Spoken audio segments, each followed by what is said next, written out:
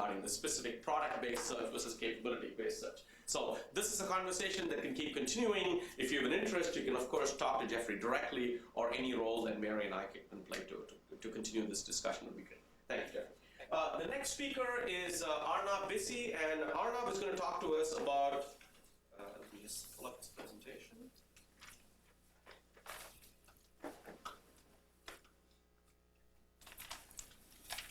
Arnab is a faculty member in a quantitative methods group. He's somebody with a lot of experience in modeling, forecasting, etc. And this is work where he talks about global supply chain management with an unknown demand distribution. Arnab. Good morning. This is the outline of this talk. First, I'll give some brief motivation. And in this talk, I'll discuss about two models. The second model is extension of the first model. In the first model, there is a single selling opportunity in each market where the markets are separated by geographic location and the selling seasons. So in different countries, the selling seasons for the same product is different. And in the second model, we'll consider the multiple selling opportunities in each market over different selling seasons, and discuss the findings and some research questions. Whenever a new innovative type of product like computers, fashion goods, clothes, new videos, CDs are introduced, launched in the market, then one does not really know the demand distribution of that product. It's kind of unknown. And also, suppose I start with 10 units of the item, and demand turns out to be more than 10. That means I sold out all my units. Now, can I see what I could have sold more? That situation may not be always possible, okay, unless those demand comes through a call center. So these are lost sales. Demand which are more than the stock, my stock, are lost sales, and those may not be always observed. So this is really a practical issue when the demand distribution is not known and lost sales also cannot be seen. So for example, consider the fashion retailer Zara. So they have multiple locations and multiple selling opportunities during each season in various markets. And also in their system, they have the flexibility of frequent stocking and redistribution. And also they update their forecast frequently during a season and also over seasons. And in their strategy, they use the scarcity and stockouts as a strategy to increase customers' demand. We, like Nintendo's Wii. Yeah.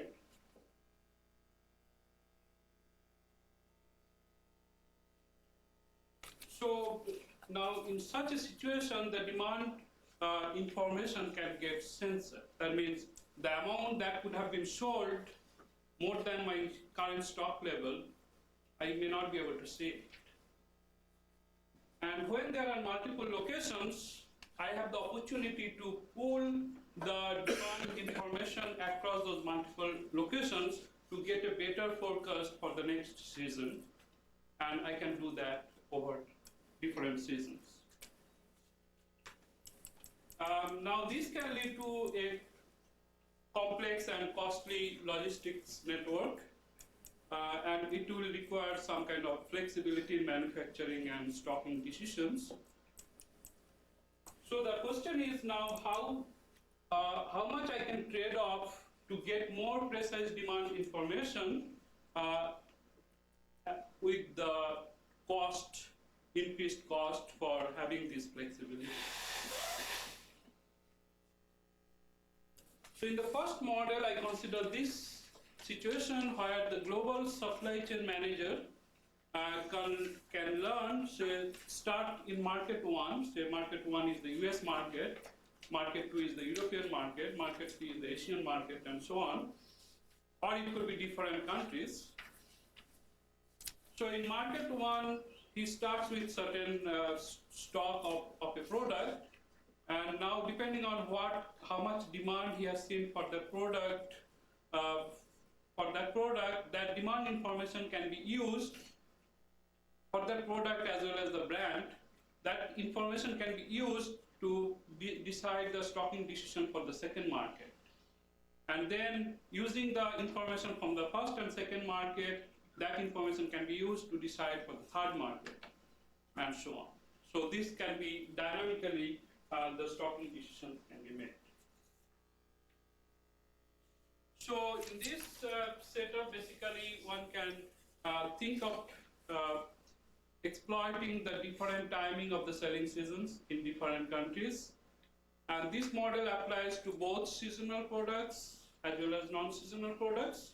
So for seasonal products like garments, which are sold in the summer here, that can be sold in the upcoming summer in Australia or in the next summer in the Asian markets.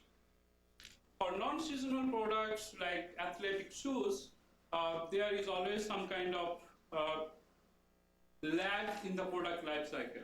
So the product which is introduced today here, it will be introduced in the European markets 6 months from now. So this case study shows that that kind of lag in the product life cycle is there. So this lag can be exploited with a model.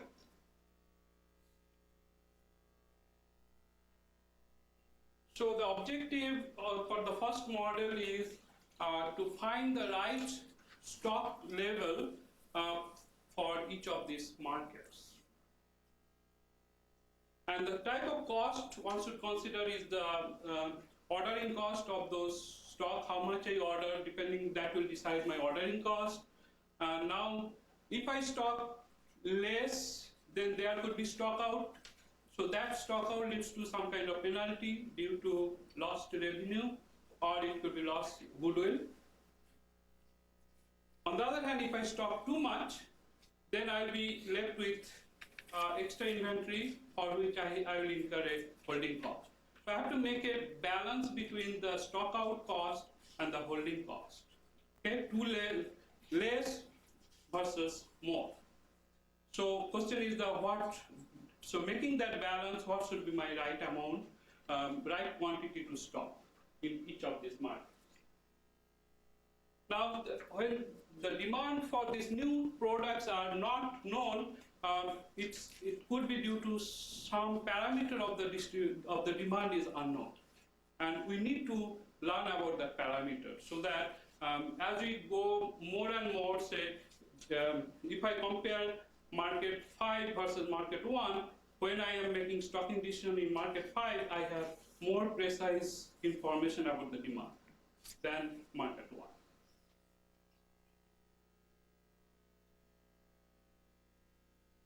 Now, when these stockouts happen and the stockouts cannot be seen, the manager will see the sales, not the demand. So in the sense that suppose I stock 10 units and the demand is exceeds 10. Now I cannot see how much extra.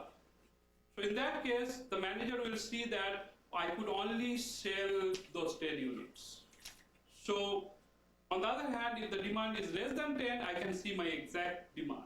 So sometimes I see exact demand, sometimes I don't see exact demand. So the manager has to make a decision based on the sales quantity, not the demand. And the decision framework is this way. So the manager will start with a prior knowledge about the demand, then make some stocking decisions, 10 units. Then he observes the sales. Sales could be 10 or less than 10. And based on that sales quantity, he will update that belief about the distribution at the beginning of the next market or next season. And using that update again, the stocking decision for the next market will be decided, and so on. So this is kind of learning scheme. So learning probably from mistakes. or learning from not making mistakes, both ways. And from this research, we find some of the things. These are the things we find from this research.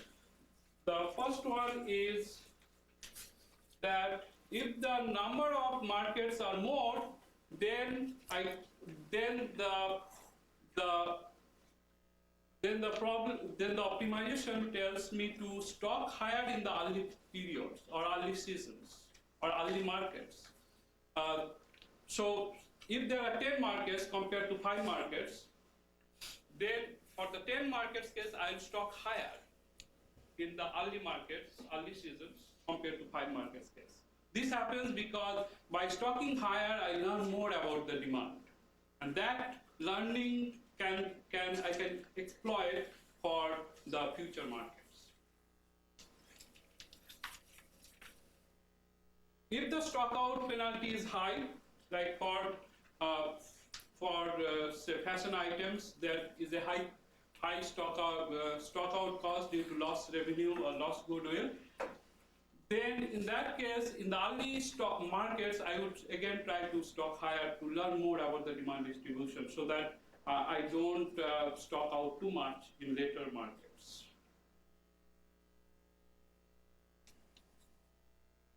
If the future has, the cost for the future has more bearing on my present, that means the present value of the future is high, then I will again tend to stock high in the initial markets.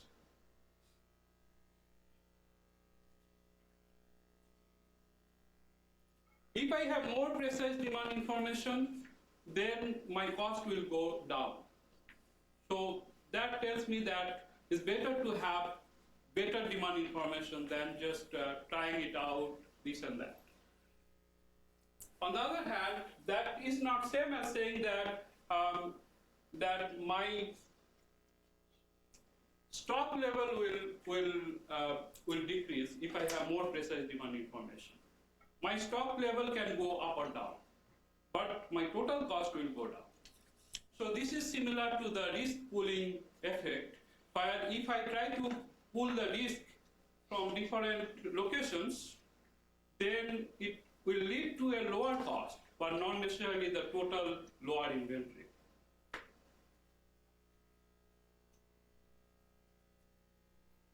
Now this model we study for different type of setting where the prices in each market could be set dynamically. So the product price in US market is different from European market and so on, and those can be optimally decided. What happens if there is some positive lead time? That means what I order today, that may not be what I decide today to stock, that may not be available in the second market, it may be available in the third market.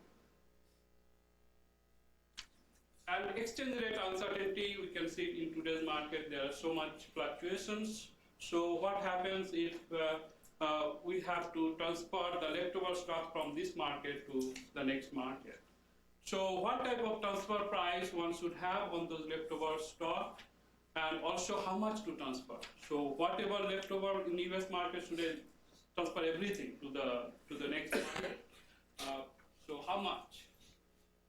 And also what happens if there are multiple products? Okay, red shirt versus blue shirt.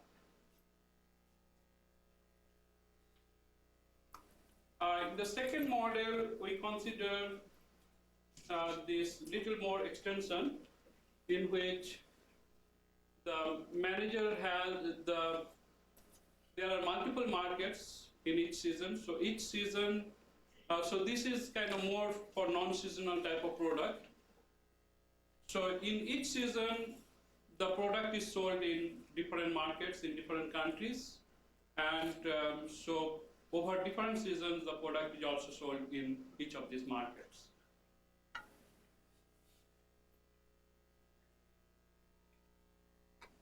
Now the key questions we try to answer is there benefit of having multiple selling opportunities in the same market?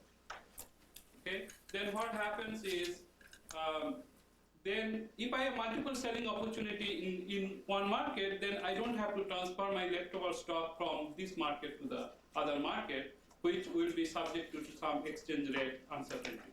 So that kind of exchange rate uncertainty can be taken out from the system. Does having multiple markets in each selling season beneficial? Does it have extra benefit? The question is, it could be, because I have the info, I can exploit the information on the demand from various markets, and those more information on the demand, I can use it for having better idea about the demand in the next season, and so on. So, and the third issue is coordination issues. Should the production centers in each of these markets be kept separate, or so they should they be decentralized, or should they be controlled centrally? And also, whether it is it beneficial to pull the demand information? Okay, it could be or could not be. So it depends on the system or the type of product one is selling. So by having this framework that demand distribution could be updated over selling seasons in different markets, and demand information across markets could be pulled together, and one could use strategically that pooled demand information. A significant benefit for the supply chain can be obtained. So this study tries to develop an approach for collaborative decision making in global supply chain system.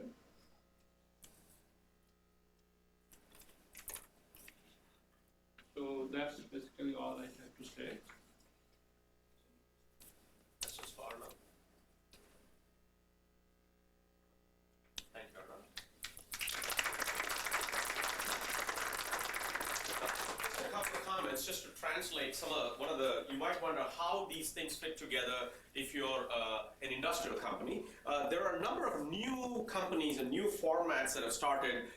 If you get a chance, look at a company called FreeFlow. What FreeFlow does is it works with industrial companies, it works with HP, AMD, etc., and it allows them to transition across products. So what they would do is, so if you're getting out of one product and moving to the other product, you want to be careful about where your first product ends up. What you don't want the first product to end up with is with precisely the customers you're trying to sell the second product. And you also, if the product's being used up for components, you want to also see to it that it ends up in the right kind of markets. So what FreeFlow does is what might best be called a customized eBay. So they carefully choose customers, industrial customers, who can use components and find a way for you to get out of one set of products and get into another set of products. Where those customers are located is again something you can do, where you can work with geographies, etc. So the reason that Arnab stock is potentially, hopefully, is something for you to think about, even if you're not thinking about CDs and clothing, is that the exact same story might actually be a good strategy to hedge risk if you can find other markets without incurring the overhead to go into those markets. So that's one connection. Another thing that's happening, I mean, some of these are sort of newer formats that are emerging into the market. There are new companies such as ShipWire, this is another small company, that allow you to sort of not get into the details of the transportation. So all you do is just hand over things to ShipWire and then say, well, it's supposed to go to these places, but don't bother me with the details. Well, ShipWire will work to make all that transparent for you. One of the reasons that, at least from our perspective, that it's worth thinking about some of these strategies is that it may very well be the case. I mean, the recurring theme here is what does one do when one sees a lot of volatility, whether it's demand volatility, exchange rate volatility, growths in different markets, etc. So how does one avail of relief valves, which will allow you to sort of access this flexibility without incurring the overhead? Because clearly now's not the time to be opening up new offices all over the world to say, here's what I'm going to get to the product. So there might be a plan B, and the plan B might very well involve using some slightly different formats as a way to find alternate placement for the product. So that's the spirit of a couple of these presentations. what I want to do, you notice that I skipped one of the things from earlier. What I want to do is spend a few minutes, at least give you an abridged version of the study that we did on global manufacturing competitiveness. This was sponsored by Katz, Sapper and Miller, which is a CPA firm. What I want to do is give you a few snapshots and tell you basically what we found. This was our presentation last month, and also fully expect that every one of the things we saw as best practice, next year we're going to tell a different story. So it is, the only thing to note here is, so I'll give you a sort of few pointers on how this. So this is some aggregate data. So let me first give you a few pieces of information and just sort of set the stage. One thing to note is that a lot of this data came from small, privately held firms. So we couldn't have gotten this data without them filling the survey. So that's why. So a lot of these companies, when we asked them to classify themselves as suppliers, assemblers, and distributors, there was a sort of smattering across the supply chain. So they're scattered across the supply chain. We have done this study for 2 years in a row. In 2007, a lot of them were suppliers. In 2008, they were sort of slightly more uniformly distributed. Of course, all these numbers would be different if you ask them today. But so many of them, basically, these was the sizes of their revenue distribution. There's sort of more than half of them are under $50 million in terms of the size of the company. But we do have a few which are on the larger end. So these are, on most groupings, these are small to medium-sized firms. Return on assets number here was above 5% for over 63% of the firms. Many of them project, now this was the projection last month, of 6 to 10% return on assets next year. So profitability was projected to remain flat. And those who are doing badly said, well, we expect things to turn around. Now here's an interesting number, and this number makes sense within the context of some of the drivers that we were talking about when we're thinking of manufacturing transition. One of the numbers we saw was inventory turns was low. For 73% of the manufacturers, inventory turns were below 5. Below 5 turns is about, more than 2 months of inventory, 2.5 months of inventory. Now, if you think about it, you say, what are they doing? Well, last month, if we had asked the question, what are they doing with the inventory turns? It was an easy answer. Transportation costs are high, I'm buying in bulk, I'm shipping in bulk, so as to save on transportation. Okay. That was the story. So a lot of people are saying, look, we're trying to reduce transportation costs, we're producing in bulk, shipping in bulk, buying in bulk. Okay. Of course, today if you look at them, you say, hey, live off that bulk that you purchased and don't look for working capital. Okay. If you're a supplier to this company, if they're going to live off their inventory, then all of a sudden life became a little difficult for you, because the one-time cutback in inventory is that one-time loss in potential revenue. So all of this is interesting. This is from last month, if you look at this, great idea. In fact, I just finished teaching my logistics class, and you tell the students, hey, all of these are choices. The volume of purchase, the efficiency of purchase, the money you need are all choices. This was the choice, and the choice basically said, all these firms said, well, we should buy in bulk, save on transportation, because that was the story we heard over and over again. Just-in-time inventory, about 52% of the firms say they use very little just-in-time inventory across all their suppliers. So they basically said, no, don't worry about that just-in-time, it's expensive, because all we're doing is paying the transportation companies. I know we have a few transportation companies here who say, what's the problem with paying the transportation company? So, however, that was the focus, because it said, look, let's not worry about it. Notice that again, today if you ask the same question, you say, what were you just doing? Maybe you need to move to just-in-time. On the other hand, there are other people who say, well, if you were living just-in-time, a little hiccup in the availability of your working capital means you can't ship. So this is what you saw there. Now again, vendor managed inventory. This is actually interesting, because if I were to try to project which direction is this good or bad, is you providing vendor managed inventory to your customers a good thing, because all of a sudden now there's all this stuff sitting there that you financed and they pay for when they use it. Good deal for them. Is it a good deal for you? That's the question. Many of them, of course, now here is something you say, well, many of them say we're using vendor managed inventory with about 15% of your suppliers, not that much. Well, you might say, hey, that's why the suppliers are happy with you, because you're not really demanding too much of them. It's a very interesting question where this is going, because where this is going to go. In fact, I had a chat with Roger this morning, which said that while vendor managed inventory is something from the operations side, which is a great thing, the accountants are having a bit of a problem as to who owns that inventory. Is it earmarked for you, or is it something that flexibly can be deployed somewhere else? And this is an interesting question. All these questions will start becoming really important as to who owns what when everybody starts counting their cash. Okay? Because as long as you're not counting your cash, and it really doesn't matter, somewhere in the supply chain it's fine.